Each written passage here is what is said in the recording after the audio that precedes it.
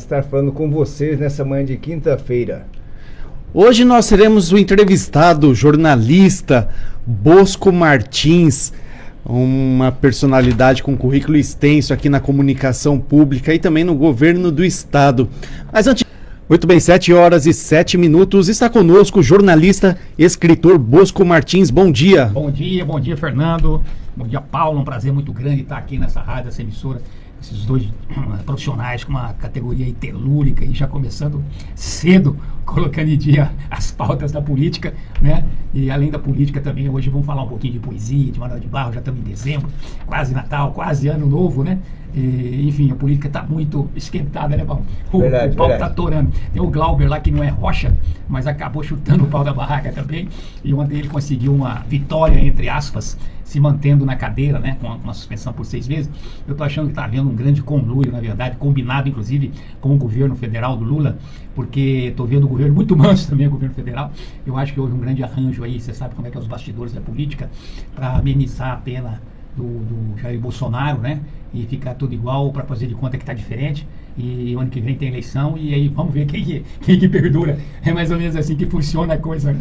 Verdade. Então nós vamos conversar agora nessa manhã com o jornalista Bosco Martins. E desde que eu e o Fernando Acessian assumimos a bancada aqui do N Notícias no mês de agosto desse ano, o nosso chefe aqui, o Natalino Gonzaga, ele falou: Paulinho, você tem que levar o Bosco porque essa figura aí é importante, figura importante do jornalismo. Então eu já estava com esse débito aqui com o nosso amigo Bosco. Então vamos falar de vários assuntos.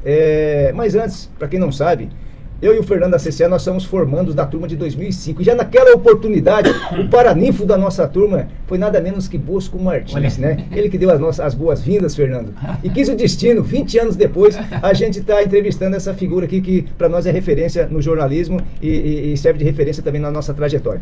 Bosco Martins, você que é paulista, gostaria que rapidamente que você falasse como que foi a sua introdução no jornalismo lá em São Paulo e depois dessa migração aqui para Mato Grosso do Sul e o que você já fez aqui já como jornalista no Mato Grosso do Sul também. Sim.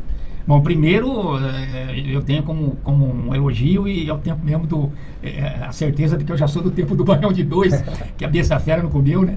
É uma honra muito grande ter participado da formatura de vocês e de outros jornalistas, né? Ou seja, a gente já tem uma história, tem um chão aí, e vocês estão fazendo também, dando continuidade a esse trabalho maravilhoso, que aliás eu quero, antes de iniciar a resposta, Paulo, parabenizar o Natalino, o Natal, né? Mais conhecido como Natalino Gonzaga e a Josi Alcântara, que pela rádio, a rádio do Agro, NFM, com essa qualidade de liberdade de expressão, né? De vocês opinarem realmente o que está acontecendo no Brasil atual, eu acho isso muito bacana, então de parabéns. Realmente a NFM é uma rádio alternativa, nesse dial multifacetário que nós temos aí hoje nas rádios, realmente vale a pena dar aquela ligada na 93.3 FM, porque vai encontrar realmente duas personalidades e personalidades entrevistadas que vale a pena você ficar com o rádio ligado. Partindo aí dos meus primórdios, né? Nós gostava de chamar de primórdios, da nossa origem.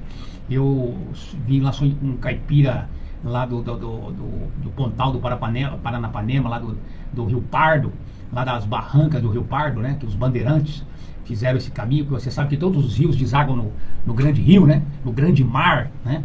Que falava Guimarães Rosa, o grande mar que é o Rio Paraguai.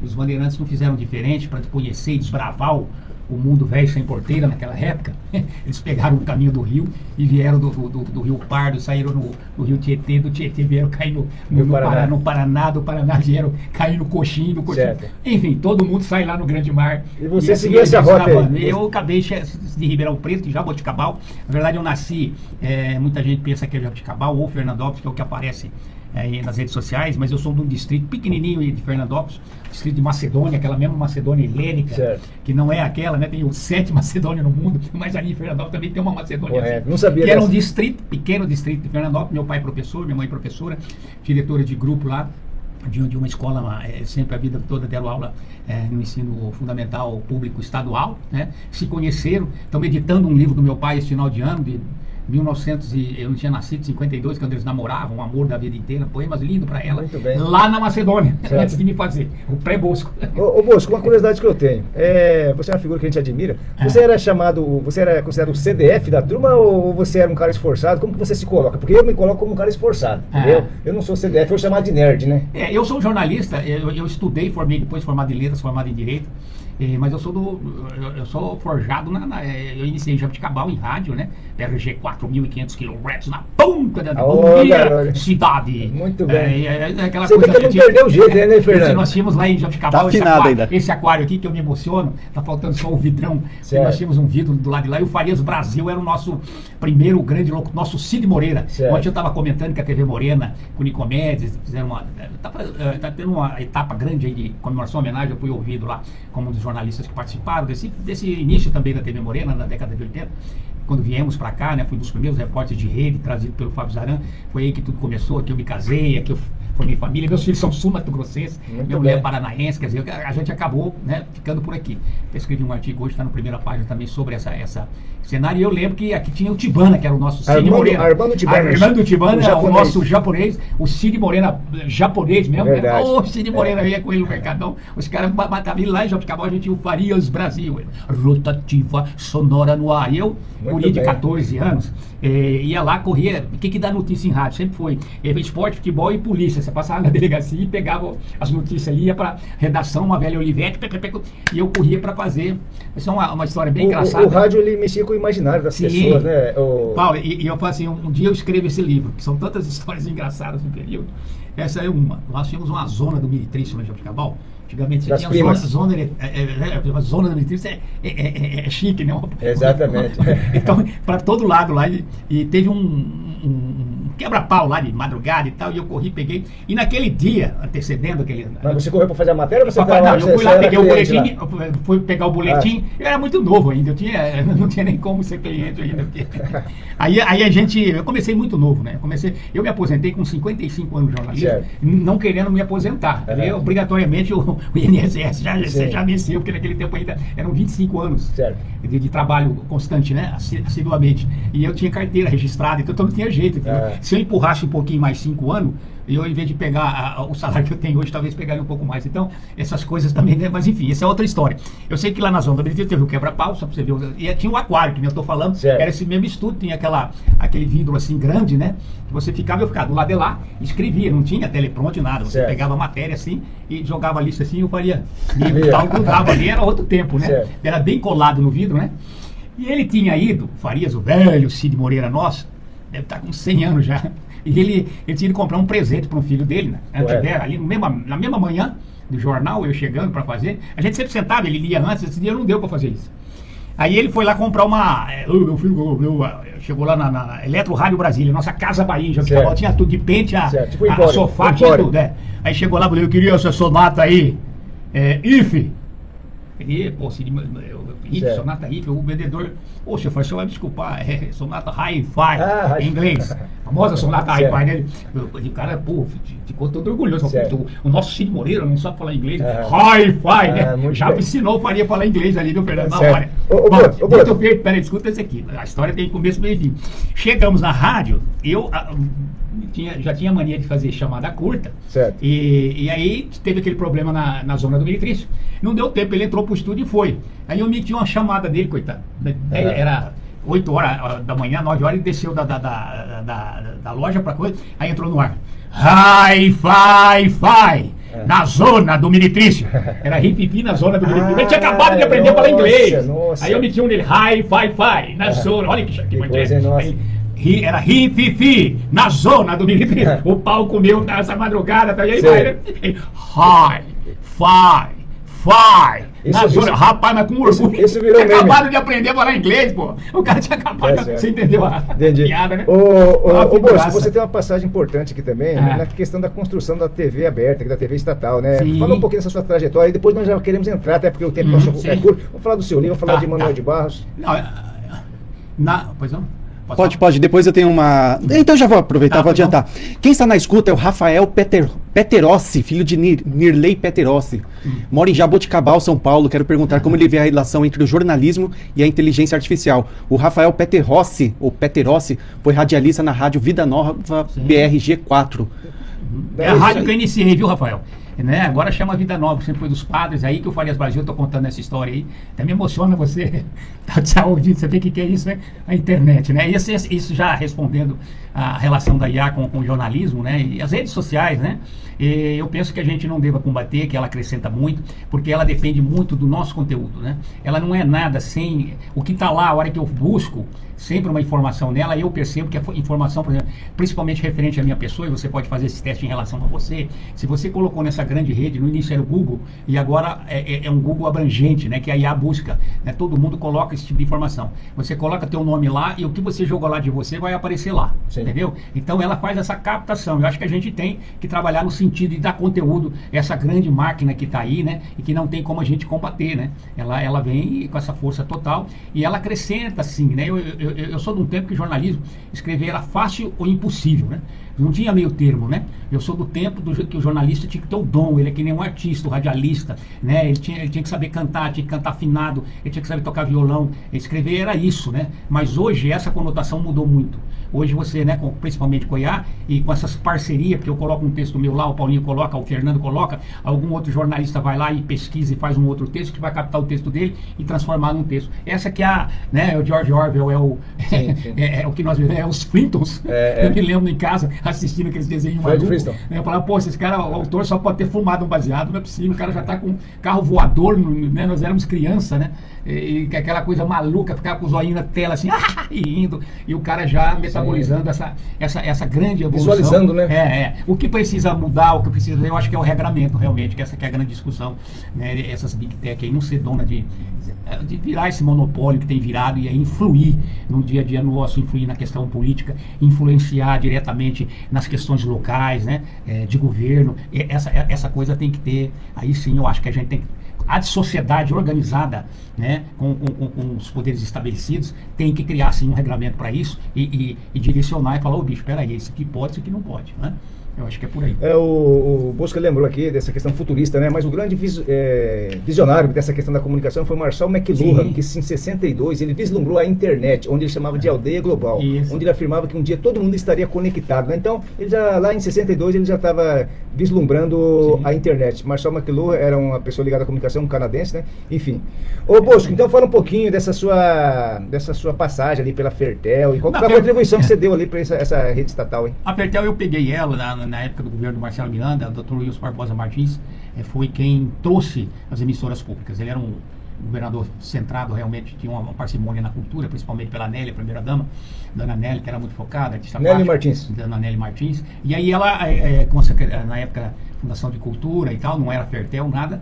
Aí trouxemos, né? Eu estava já na TV Morena, mas eu trabalhei muito com o Dr. Wilson, fizemos o último programa dele, o Wilson Especial, fui eu que, com o Mário Ramírez, com a Sandra Menezes, dirigimos, apresentei, entrevistei, então é um programa que até hoje aí tem na rede aí, é o que restou do governo do Wilson, assim, em termos de síntese daquele que foi governo. Saindo do Wilson, ele trouxe a retransmissora, tinha o MEC, né, na época, ainda era Ministério da Educação e Cultura, e a gente foi lá no Sistema Nacional de Rede Educativa, o SINRED, e a gente trouxe, então, uma retransmissora. Ela só retransmitia. Você ligava ali no canal, você só via passar aqueles programas educativos nacionais. Certo. Aí a gente, já sabendo que em outros locais tinha a produção local, e só que investimento, até hoje a TV pública, infelizmente, no Mato Grosso do Sul, não tem os seus equipamentos próprios. A gente batalhou muito, eu batalhei muito por isso.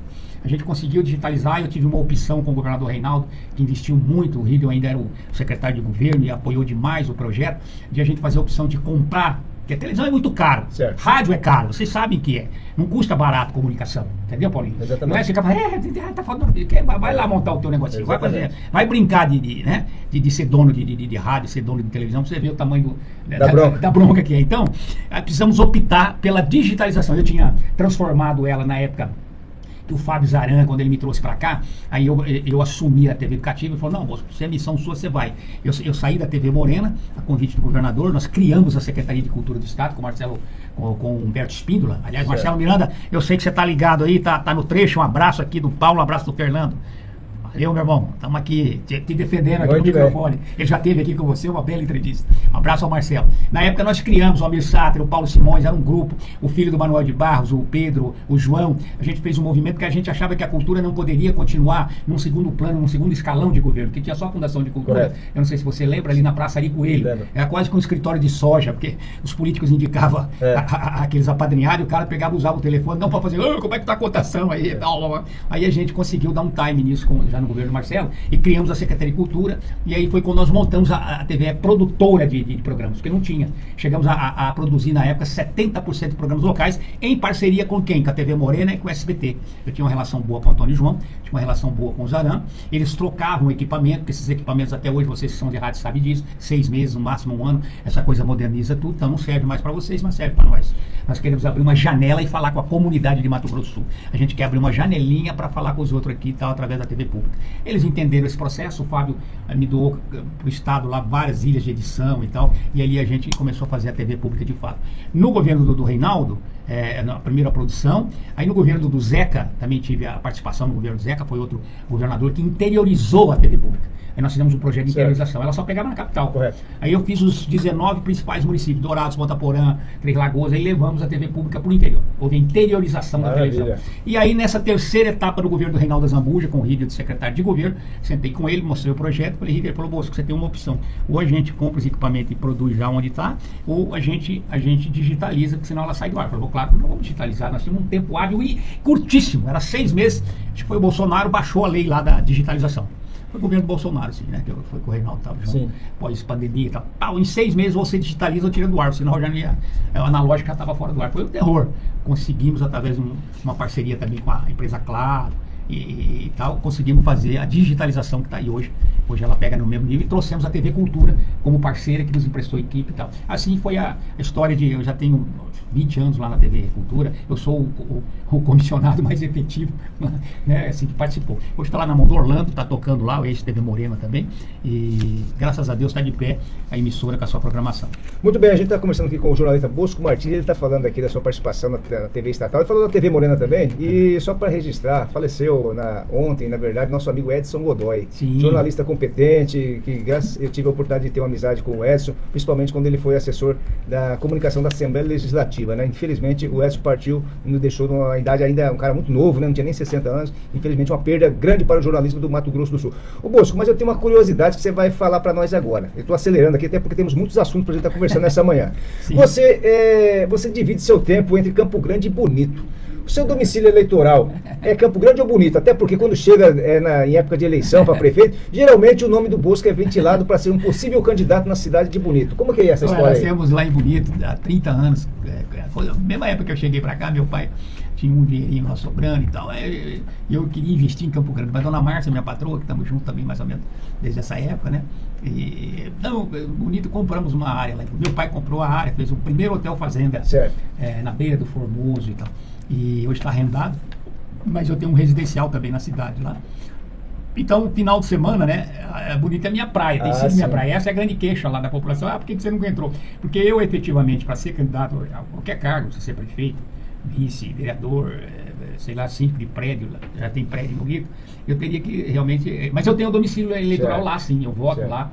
Eu atuo politicamente na região do Sul. O seu domicílio eleitoral é lá? Meu da Dona Márcia. Meus filhos, um hoje está em Curitiba, transferiu para lá, e a menina casou e mora aqui, né? Está aqui em Campo Grande. Mas eu tenho sim domicílio eleitoral lá. Então por isso que o pessoal do café e política ali fica te jogando para você disputar lá a próxima eleição para prefeito de Bonito.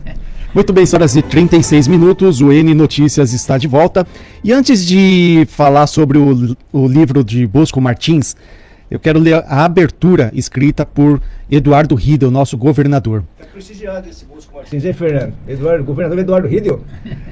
Governador Eduardo Riedel.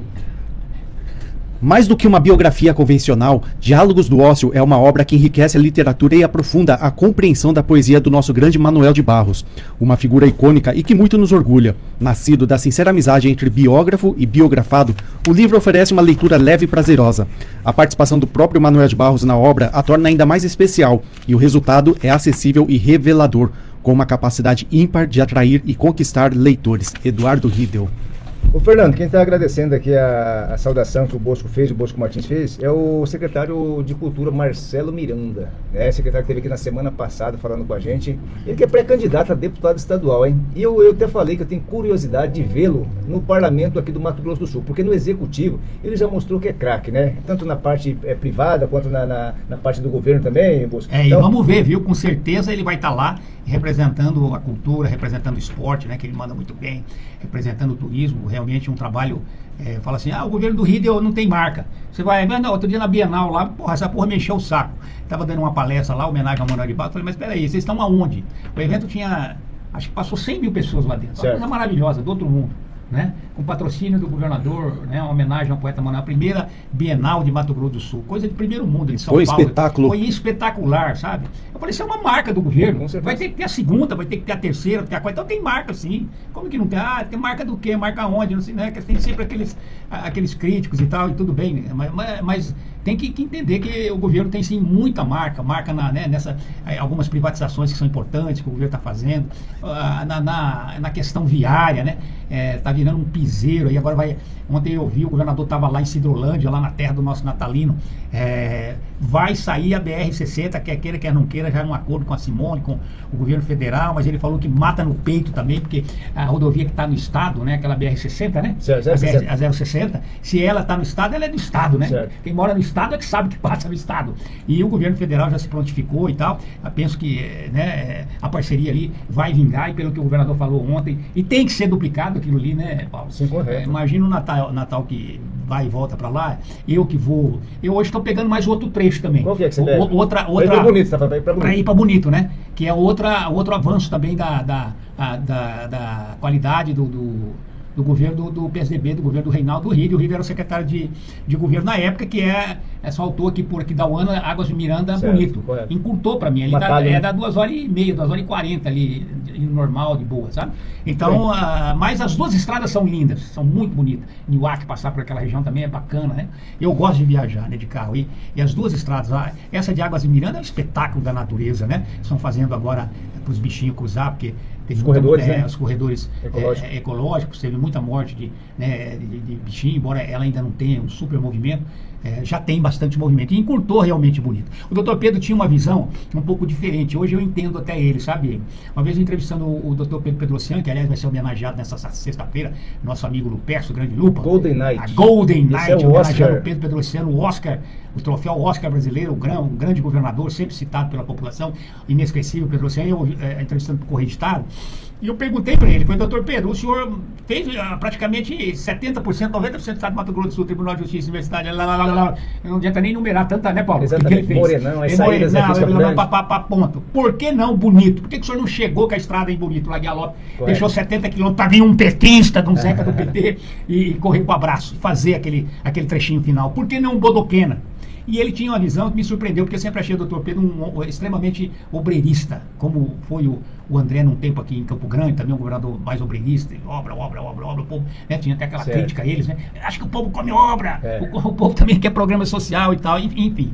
E aí veio o Zeca complementando com isso, quer dizer, as duas receitas acabaram dando nesse estado uno, né? E agora complementado aí pelo governo do Reinaldo, que realmente é um governo super municipalista, e o Rio deu dando continuidade a isso. Então o estado cresceu muito, um belo estado e tal. Mas doutor Pedro, só para encerrar esse assunto, aí eu perguntei para ele veio com essa para mim, que me deixou meio assim, sabe? Certo. Ele falou, Bosco, o ser humano é o seguinte, eu precisei levar o asfalto para Miranda porque eu sou homem de Miranda. Não teve jeito de eu não colocar Miranda no mapa mundo, no caminho, no trecho, porque vereador enchia o saco, prefeito, o dia inteiro enchendo o saco. Toma asfalto! Senão também não levava nem para Miranda. Eu falei, como assim, doutor Pedro? Porque o dia que você coloca o homem lá em Bonito, o cara vive pesca no rio, tinha até pesca de arpão lá antigamente, dava aquelas pescadinhas, mas era pouca gente habitando. E aquela pouca gente não influía na natureza, como o Bodoquena, que para mim são os paraísos do planeta. Exatamente. São dois lugares que eu não abdico, eu quero morrer, tanto é que a fazenda dele é lá, né? Ficou lá ainda, né? Já que o Lupercio está homenageando ele, há que se lembrar disso, ele realmente acabou fincando seu chão lá no sudoeste, tem uma fazenda Na lá região na ali, né? Pequena e Miranda ainda e tal. E acho que a filha dele lá, a Rosana também tá por lá, tá lá por Bonito. Enfim, então a família realmente gosta daquela região, gostou da região. E ele falou para mim, falou, a hora que você coloca o bicho homem, quanto mais você encurta essa distância, mais você destrói o lugar. Com certeza. Então essa é uma questão que o governo do Rio está levando em conta. Enfim, tem que fazer todos os cuidados, essas né? adaptações aí Sim, com esses exatamente. corredores ecológicos e tal. Isso é muito importante para complementar uma obra de tamanha grandeza que é essa. Muito bem. Ô Bosco, vamos falar já do seu livro. Sim. Até porque eu estive observando, esse livro é resultado da sua amizade de mais de 3 décadas com o poeta Manuel de Barros. Para quem está assistindo a nossa live aí também, acompanhando, é esse livro aqui, ó. Sim, Tá? Né? Diálogos do Ócio. Ô, Manuel, fala um pouquinho como surgiu esse livro, faz um resumo aí pra gente. O Ofélia, que é da editora UFMS, né? Uma nova edição do livro da editora UFMS. E tem sido, graças a Deus, muito bem recebido por acadêmicos, estudantes universitários, fãs do poeta, né? Nesse teste primeiro aí, o livro passou. Passou de 300 páginas. Maravilha. Não, ele é um tijolaço, né? E aí, o cara tiver preguiça de ler, não lê. Mas ele é meio bíblico, sabe? Porque o Manuel é meio um bíblico... meio santo. Lá dos primórdios, sabe? Então ele tem frases curtas, assim, né? Que dá pra você deixar, fala assim, pega o livro e deixa na cabeceira. Não precisa pegar assim, engolir. O que tem o livro, né? Aqui no sumário dele. Você, pelo sumário, você vai ver. Tem a bibliografia dele, né? Toda a obra poética. É um livro que eu tentei fazer quase completo. Tem a biografia dele, correto. que é a história dos Barrinhos, né? Que é a família dele, que é baseado num livro do Abílio de Barros, o irmão dele, um grande cronista, pantaneiro, um homem também com uma verve, Dr. Abílio também marcou a época, né? Os dois irmãos realmente, um na poesia, um na prosa e outro na crônica. Aí tem o abecedário Manuel de Barros, né? Que essa é uma pauta da revista Caros Amigos, com o Sérgio de Souza, que era um amigo comum nosso, foi um dos meus primeiros editores, uma lenda do jornalismo brasileiro, editora Veja, Realidade, e ele tinha um poder de concisão muito grande, lá Padre Vieira, né? Ele encurtava a palavra, né? E o Manuel trabalhou com ele muito brevemente numa redação do Jornal do Brasil, no Rio de Janeiro, né? Ia lá levar os poemas dele, conheceu o Sérgio, e escrevia igualzinho, eu conto isso no livro, no lápis. Correto. E o Sérgio, ele pegava um texto seu, assim, né? Não tinha esse negócio da IA, essas coisas, essa facilidade que essa gurizada hoje está tendo. Essa aí, moleza, né? Essa moleza que tá aí, você põe o computador ali, o trem já sai pronto. Não, naquele tempo a gente tinha que te falando, né? O cara tinha que nascer, ser do ramo, né? Certo. Tinha que saber escrever. E assim mesmo o Sérgio vinha e corte aqui demais. Ele ia enxugando o texto, né? Certo. E aí saía aquele parágrafo somente, né? Aquele negócio que você fez quase uma página, ele fazia 2 parágrafos e ficava. Era com um computador de mente. E o Manuel fazia isso, né? O Manuel também escrevia assim, a lápis, encurtando e aprimorando a palavra. O dicionário Manuelês tem 2.000 verbetes. Né? Eu procurei fazer os caminhos, porque eu falei assim, Manuel de Barros foi o primeiro artista cultural, poeta bioceânico do Mato Grosso. Pouca gente sabe disso, mas ele, quando ele se formou no Rio, lá na década de 50, virou advogado, a primeira coisa que ele fez foi viajar Europa e depois veio aqui para a América Latina, foi para o Peru, foi para a Bolívia, justamente fazer o caminho que Guimarães Rosa fez. Certo. Ele fez a rota da retirada da laguna para escrever uma obra-prima que chama Ave Palavra, né? O livro Ave Palavra, que é pesquisado na linguagem guarani, os índios, a cultura. Ele veio assim, tirar o conhecimento e o aproveitamento desse povo indígena. E o Manuel fez a mesma coisa. É o primeiro rota bioceânica, não é essa mesma rota que nós estamos fazendo hoje, que é aqui para a Argentina, então, mas ele fez ali. Imagina a dificuldade de ele fazer esse roteiro aí naquela época. Naquela época, né? Então, o livro tem tudo isso e algo mais, por exemplo. Tem as entrevistas que ninguém fez, porque eu sabia que ele gostava pouco de gravador, né? Então eu ficava anotando, porque tudo que ele falava era ouro. Certo. Sabe? Tem um poema, acho que é do Manuel Bandeira, que assim, o poeta federal discute com o poeta estadual. Qual dos dois é capaz de vencer o poeta municipal? Enquanto isso, o poeta federal tira ouro do nariz. Então ele tirava ouro de tudo que ele falava. Tudo era poesia nele, né? Então eu ia anotando, né? Ele brincava com as palavras, eu né? ia anotando as coisas assim. Então tem aqui entrevistas que ninguém faz. Tem aqui, por exemplo, Nequinho, por Estela Leite de Barros. Nequinho é o apelido dele. Nequinho era o apelido dele, chamado carinhosamente na família. E Estela Leite de Barros era esposa dele, Dona Estela, Certo. amor da vida inteira, né? Era complemento dele, era grande copydesk dele.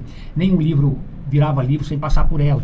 Então, aqui nesse texto incorpora ela Correto. né? O que ela falava dele e tal. E aí, assim, tipo assim, como a gente ainda não se conhece, permita que eu fale um pouco a meu respeito. Nasci em Minas, fui criada sem pai nem mãe. A febre amarela levou minha mãe e eu estava com 3 meses de idade. A minha mãe me deixou um retrato dela com a mãe aqui. Ela era bonita, essa é a Estela narrando, né? Como se fosse a mulher dele narrando, de como conheceu o poeta, né? Estudei no colégio interno, concluí o curso normal e decidi mudar para o Rio de Janeiro. Tinha 18 anos. Fiz concurso para o governo e não passei. Então, ela com a simplicidade, aí ela comenta aqui como... Então tem aqui, ó.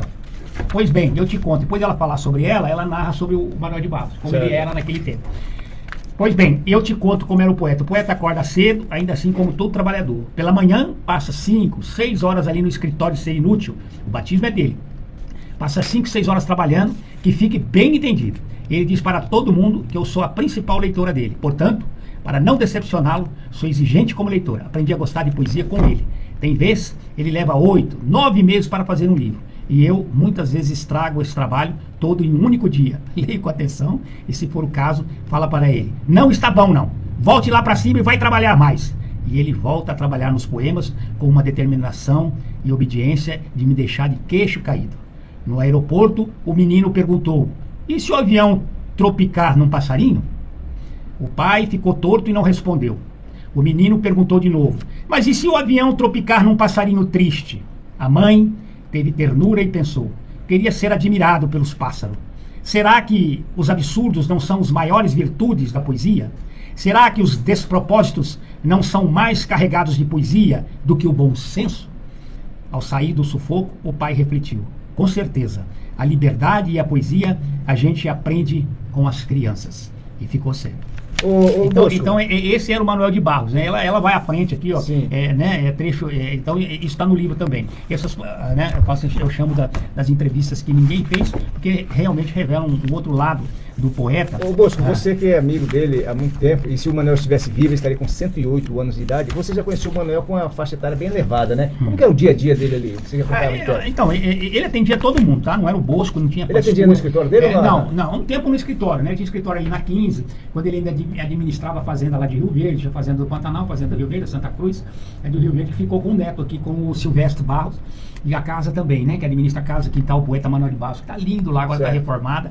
Eu sugiro, se vocês tiverem algum programa, não tiver para fazer, Natal, Ano Novo, façam a visita, é uma coisa linda. As meninas que atendem lá, Highlight, tem uma outra, não consigo me lembrar o nome dela, mas sabem tudo da vida do poeta. O Silvestre, que é o neto, cuida com um carinho muito grande. Tudo que tinha está intacto dele, agora deram uma reformada legal na casa. Você marca ali pelo Simpla e tal, e vai lá, e tem todos os livros dele. Meu livro está lá para venda. Aliás, quem quiser adquirir o livro para fazer presente de Natal, de Ano Novo, é só ir lá na Casa Poeta, Casa Quintal Manuel de Barros, e que o livro está à disposição, R$ 49,90. Tá? Então, eu falo assim, pô, ele deixou tudo, né? E ele era muito receptivo, ele não gostava de atender político, assim, cara chato, o cara que se achava intelectual. Ele gostava de entender. O vizinho vinha ali, o guarda, bateu: ô, seu Manuel, ele abria aquele sorriso, recebia e já botava pra dentro. Aí ficava captando, ver se o cara tinha alguma história boa pra virar uma poesia, virar uma história. Sei lá, de Kidauana, o que você conhece lá? Ele já batracava, né? Ele sempre gostava de receber as pessoas mais simples. Quando ia alguns intelectuais pomposos, ele já fechava a cara dele assim, e dali 2, 3 minutos a Estela já começava a botar pra correr, né? Que ele dava o sinal, ela já sabia que o poeta vai ter que subir, ele vai lá pro escritório de ser inútil. Hoje o cara vazava. Muita gente ia atrás de buscar, ele fez muita inimizade com isso, inclusive alguns intelectuais locais, eu não vou citar nome, mas assim, tipo, todo mundo queria que ele prefaciasse, que escrevesse, né? Aquele saco, ele ter que ler o livro do cara, porque ele falava uma coisa que eu achava muito interessante. Eu tive isso como mote de vida para excluir leitura. Eu gosto muito de ler, sabe? Ele falou assim: você só gosta e ama realmente, seja poeta universal, seja local, seja estadual, você pode ler se for da sua família. O artista é a mesma coisa. Você só admira um quadro, às vezes você nem entende o quadro do cara. Por quê? Porque não é da tua família. O cara pinta lá, borra um negócio, isso aqui custa não sei quantos milhões, para você passa indiferente. Quem que a culpa? É tua? É do artista? Não, é da tua família, simples assim.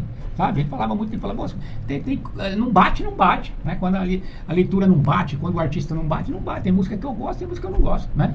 Mas existe um negócio, o Bosco, me parece que é meio que natural do ser humano, é dar valor às coisas que estão muito mais longe.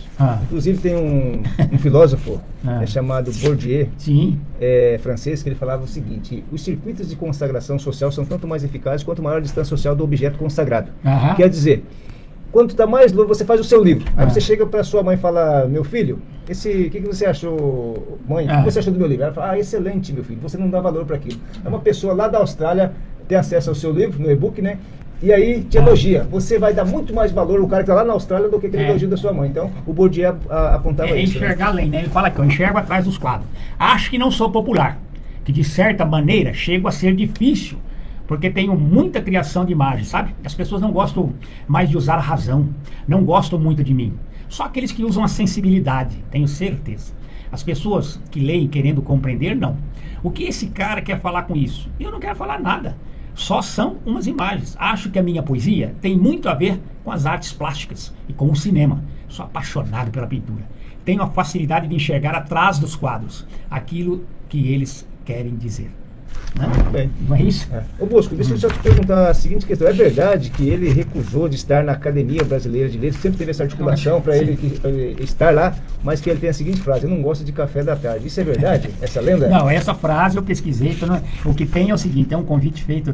Tem aqui no livro, acho que coincidentemente eu até marquei aqui. Deixa eu ver se eu acho essa passagem. Porque essa passagem foi emblemática mesmo. Ele não gostava, para receber o título de cidadão honoris causa, ele realmente não era frescura. Ele tinha uma timidez intrínseca, ele realmente era um cara muito fechado, assim, em si mesmo, sabe?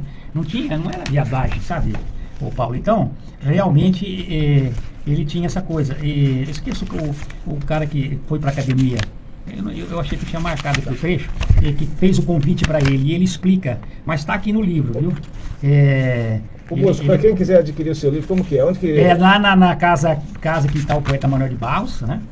E pelo 67, pelo meu telefone também. 67? 67 999 61 1330. Agora, dia 19, ele faria 109 anos de idade, tá? 109 anos de idade. E a gente está fazendo um monte de evento. Eu estive agora dando palestra aqui no Colégio Oswaldo Tonini, 300 crianças, impressionante, né? Porque ele é da era letral, né? E nós estamos vendo a era telau, eu falo, né? Mas se o poeta tivesse vivo hoje, seria a era telau, né? E ele é da era letral. E mesmo assim, a força da poesia dele é tão grande, tão bacana. Eu vi outro dia numa rádio que não é adversário de vocês, que é do nosso amigo Luciano Barbosa, do Arthur Mário, e as pessoas me falaram muito, falaram: não, você fez o poema meio com a cabeça baixada, aquilo é lindo. Repercutiu, eu vou ler de novo aqui para vocês, já para finalizar a entrevista, que eu sei que a gente está estourando o horário, o Fernando já está dando um toque aqui. Um abraço a todos os ouvintes, obrigado vocês que ficaram até aqui, obrigado Fernando, obrigado Paulo, obrigado Josi, obrigado Natal, parabéns. E já que nós estamos na antevéspera do Natal, do Ano Novo, eu vou mandar aqui fazer como teleprompter, né? Porque eu li com a cabeça baixada. O outro, vamos ver se eu seguro aqui, que é um poema de Natal dele, que não está em livro. Ele foi publicado num jornal, no Correio Brasiliense, e ele acabou viralizando na internet. Então, o escritor telau, também, o escritor letral também virou telau, né? Você vê que a força da poesia dele é tão grande que essa nova juventude também está apaixonada em Manuel de Barros. Falo isso porque tinha 300 alunos lá na Oswaldo Tonini. Nós vamos fazer agora, no próximo dia 17, no Observatório do Livro de Ribeirão Preto, com 700 pessoas. Ou seja, o poeta não morre nunca, né? Como falava das coisas do mundo. Por exemplo, ele vai dar primavera aos vermes. O homem não vai mais fabricar armas de fogo. Só vai ter mesmo rio, árvore, sol, bichos, pedras. Ele vai desenhar a sua voz nas pedras. Os grilos vão se abrir no meio da noite com enormes lírios. Todo mundo vai gostar mesmo de obedecer às falas das crianças do que às ordens gramaticais. Os sapos vão andar de bicicleta. Depois vamos assistir o nascimento de Jesus. Será o Natal. E todos vamos adotar as boas falas do Filho de Deus. Amar o próximo como a nós mesmos. Então, o mundo será renovado. Manuel de Barros. Muito bem, depois dessa linda poesia aí, recitada aqui pelo nosso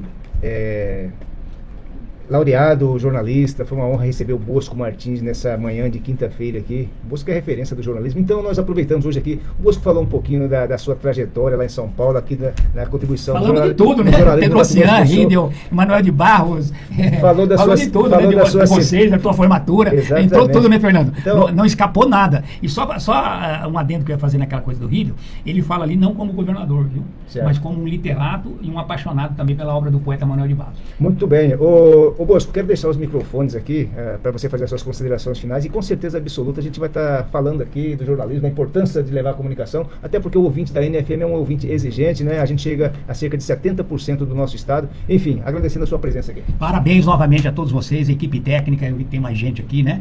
Agradecer de estar aqui conosco, vocês que tocam a rádio, a Joyce e ao Natal, pelo brilhante trabalho feito aqui na rádio, a vocês dois, que estão realmente fazendo a diferença do jornalismo, né? E que 2026 venha cheio de expectativa, de esperança, né? Que, como dizia o poeta Manuel de Barros, é pau seco e gente besta, né? Em tudo que é canto. Vamos ver se a gente diminui em 2026 o pau seco e a gente besta que existe nesse mundo ainda. Até mais, um abraço, um beijo, feliz 2026. Muito obrigado pela sua participação, Bosco Martins, grande entrevista. Gostaria de tê-lo novamente na nossa bancada qualquer dia, só para falar mais de Manuel de Barros. Mas 8h04, eu e o Paulo Barbosa ficamos por aqui. Amanhã estamos de novo a partir das 7h. E agora você segue com Cid Pinheiro, nosso diretor de jornalismo, e seu quadro Operação Combate. Em nome de Josi Alcântara Gonzaga, diretora da NFM, e Natalino Gonzaga, fundador do Grupo Gonzaga de Comunicação, agradecemos a sua audiência e um grande abraço.